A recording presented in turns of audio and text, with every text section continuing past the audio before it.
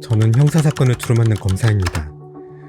조직폭력, 마약, 살인 등 강력범죄를 수사하면서 잔뼈가 굵었습니다.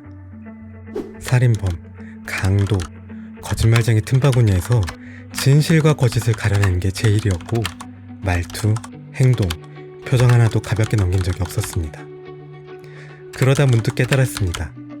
제가 그들의 필적을 유독 주의 깊게 살피고 있다는 것을요. 자필 진술서의 글씨, 조서 끝에 휘갈겨 놓은 서명 한 줄이 사건 해결의 단서가 되곤 했습니다. 삐뚤빼뚤한 필체는 비뚤어진 인격을 드러냈고 단정하고 깔끔한 필체는 진실성을 담보했습니다. 필체는 곧 글쓴이 자신이었습니다. 왜 어떤 사람은 목숨을 바쳐 불의에 맞서고 또 어떤 사람은 자신의 안위와 이익만을 쫓는 건지 그 해답을 필체를 통해 확인하고 싶었습니다. 그때부터 범인을 잡아내는 열정으로 필체를 탐구했습니다. 필체가 품고 있는 비밀을 찾고 싶었습니다. 부자의 필체는 글자 하나하나마다 힘이 있습니다. 특히 마무리 부분이 깔끔하죠. 부자가 되려면 미음을 쓸 때 끝을 단단히 맞물리려는 노력부터 해야 합니다.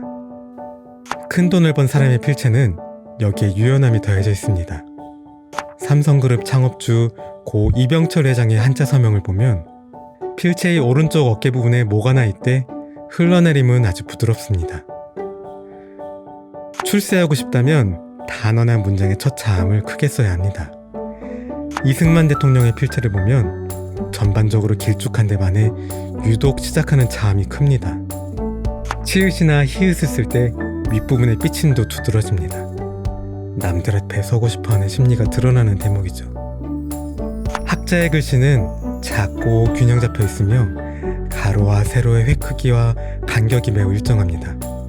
최남선, 유진호, 김소월 등의 필체가 이런 패턴을 보입니다. 반면 글자 크기나 자간, 행간 등의 들쑥날쑥한 필체는 좋지 않습니다. 글자 크기가 들쑥날쑥한 사람은 순간적으로 기분이 바뀝니다. 불규칙한 자간은 정신적으로 불안정한 성향을 상징합니다. 행간이 불규칙하면 충동적이고 변덕스럽고 자신감이 없는 사람인 경우가 많습니다. 이런 사람은 행동을 예측하기 어렵고 사고 발생 가능성도 높습니다. 특히 강도, 살인 등 강력범죄자들은 거의 예외 없이 행간이 좁거나 불규칙한 글씨를 씁니다. 판단력이 미흡하고 자기 훈련이 잘 안 돼 있으며 자신감이 부족한 사람들의 특징입니다. 외국에선 실제로 글씨 테라피가 인기입니다. 심리치료에 글씨를 분석해 활용하는 것입니다. 글씨는 치료에 확실히 도움이 되는 것으로 밝혀져 있습니다. 또 과거 우리 조상들은 서예를 많이 했습니다. 글씨 연습을 통해 내면을 바꾸는 시도를 한 것입니다. 필체를 바꾸면 내면이 달라질 수 있습니다. 초, 중, 고교 학생들에게 글씨 연습을 시키면 성격이 변하는 건 이미 확인된 사실입니다. 필체를 통해 성격과 운명을 바꾸려면 일단 따라쓰기를 해야 합니다. 따라쓰기에도 두 가지 방법이 있습니다. 우선 특정 모델을 정해놓고 그의 필체를 따라 쓰는 것입니다. 부자가 되고 싶다면 부자의 필체를 따라 쓰고 공부를 잘하고 싶으면 공부 잘하는 사람의 필체를 따라 쓰는 것입니다. 두 번째 방법은 내가 바꾸고 싶은 부분을 찾아서 고치는 것입니다. 치밀함이 약하면 치밀함이 두드러진 글씨를 따라 쓰고 자신감이 부족하면 자신감이 넘치는 글씨를 보면서 그 부분을 보충하는 것입니다.